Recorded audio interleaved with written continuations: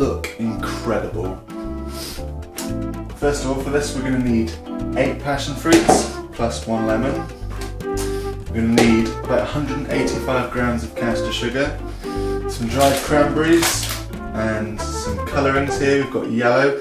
Now I needed purple, but I couldn't find any purple at the stores around me, so what I've done is I've got red and I've got blue, and I'm just going to mix the two together to make the purple. So first of all what we're going to do is we're going to get our kettle and have about 200 mils of hot water. There we go. Now we're going to chuck that straight in the pan on about a medium heat. And then we're just going to throw our sugar right in there.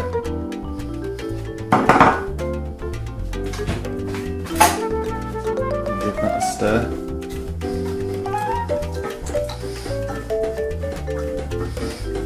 Now we're just going to keep that going until all that sugar dissolves.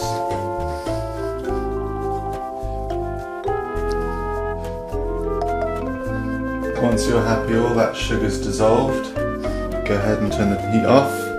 And we're going to want this to cool down completely. So here's a little trick for you. Instead of waiting,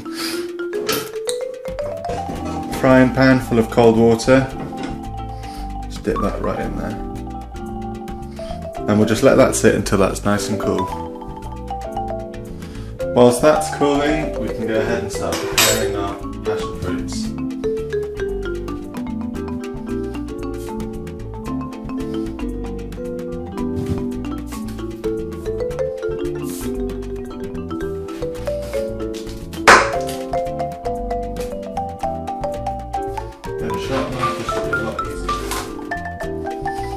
Right down the middle, and then to save on washing up, which is the reason I cook,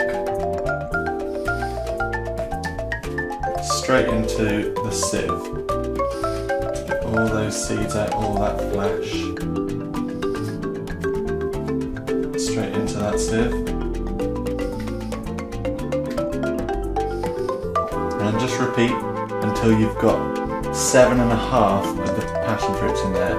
It's important you keep a half, and I'll show you why later. Once you've done that, remembering to leave half the passion fruit for later. That is a long process to de-seed all of those, and what I would say is if you have any small cuts on your hands or on your fingers, you're going to want to cover that up, because that is going to hurt like I don't know what. So next up is the fun part. We're just going to push the fruit through the sieve, trying to get as much of that flesh and that juice off those seeds.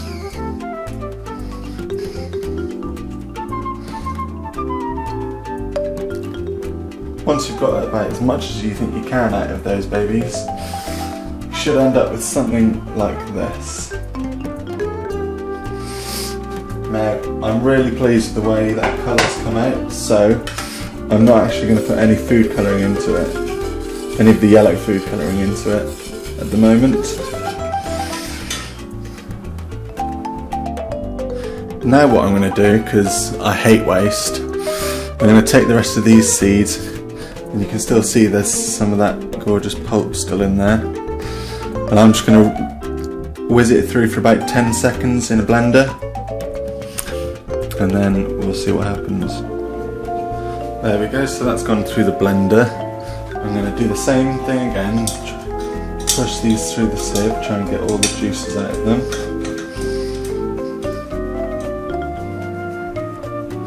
Then throw away the caviar, passion fruit, then juice a whole lemon.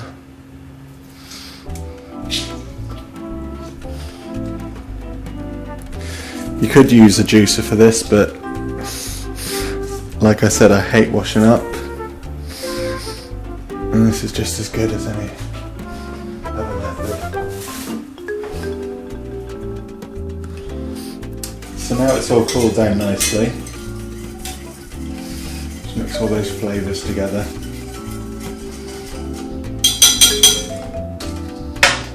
Give it a taste.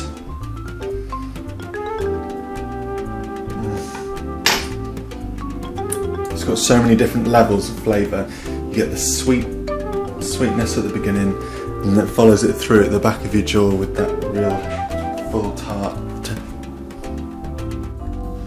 For this next bit, you're going to need 2 Tupperware containers with lids, one slightly bigger than the other, and I'm going to pour this back into my measuring jug just to make sure I get the amounts right.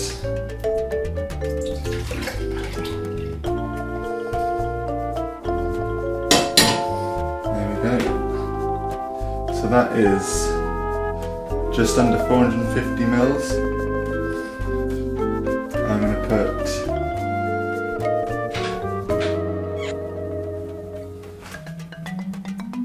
I'm going to pour approximately 200 mils into the smaller of the containers.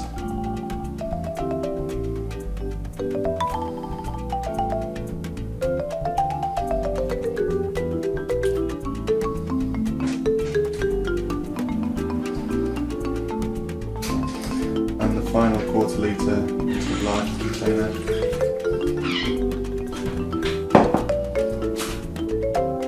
This is where the fun starts to happen.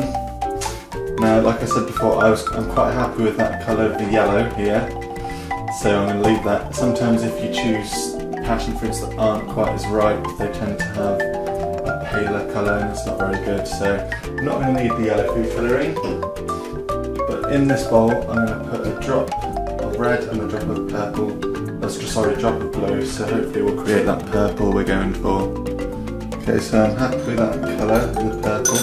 Use the passion fruit as the guide, what kind of colour you want. And then pop that into the large container. Now I'm pretty chuffed with the colours, like that. Now what you want to do with the cranberries, or you can use any dried fruit, or you could even put chocolate chips if you're that daring.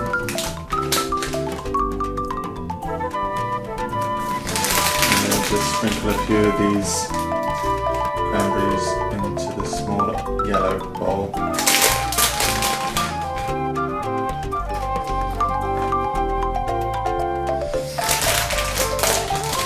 Now I'm going to be serving this at dinner with quite a heavy, rich meal.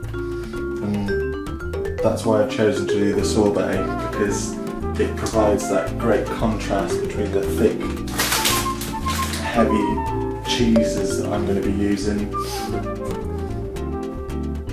Now, sorbet was originally created because back in ye old times they used to have 8+ courses, and unlike nowadays, they didn't have to wait 20 minutes between each course. So without their enzymes in their mouth being able to naturally break down the foods and clear the palate, they needed something in between those meals to clear that palate straight away. And the zestiness and the citrusiness of this sorbet is what did the trick. So now what you want to do with these two is just pop them in the in the freezer. They would be no good in the fridge, so pop them in the freezer and I'll check back when they're done. So you might be thinking, it's a bit odd, why have I put them straight into the freezer? That can be answered very simply, I don't have an ice cream maker.